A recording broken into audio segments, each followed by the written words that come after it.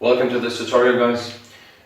So what I want to discuss now is something that is not just mathematical but also something logical that might come across in your free time. So as you can tell from the word behind me, I'm talking about proportionality.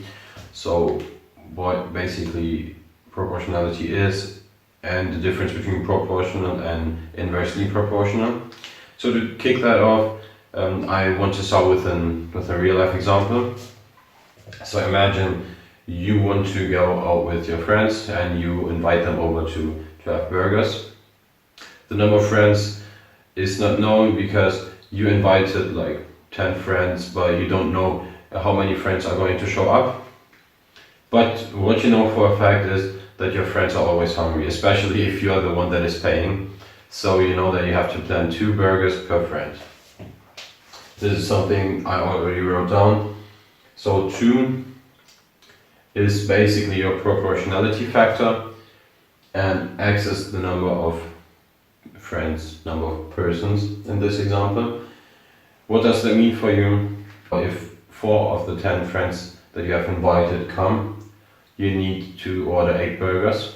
If 8 friends come over, you need to order 16 burgers. You can show that graphically, and this formula looks similar to this one. So you would have a graph that goes through the origin, and the rising number of friends that show up, you have to order more burgers, so the number of burgers rises as well. So in other terms, the more friends, the more burgers you need to order.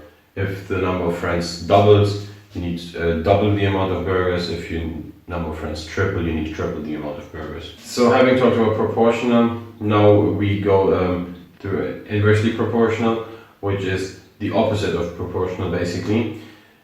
But again, a real life example which we want to use because it makes it a bit more clear what exactly the difference between those two is. So imagine now you go out with your friends, you want to have some drinks.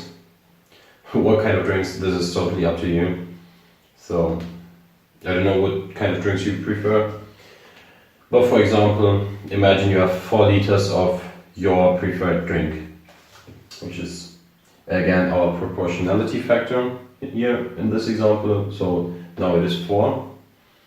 So you know 4 liters for whatever amount of friends that come over. You know you have invited 10 friends, but as I said, you don't know how many want to show up.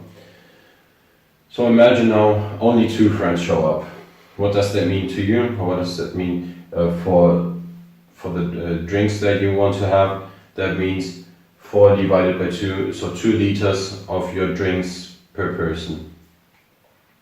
However, if more friends come over, now imagine 8 friends come over instead of only 2, then you would have half a liter, so 0.5 liters per person. If you look at the graph, this basically explains the theory behind that, because with a rising number of friends that show up, your number of your stuff, for example your drinks in this example now, falls. So to put that in words again, if it's proportional, or if something is proportional, with the rising number of something, your number rises as well, or your final number that you want to have. And if it's inversely proportional, with the rising number, your total number of the thing that you want to have falls. Thank you guys for watching. I hope you enjoyed this video.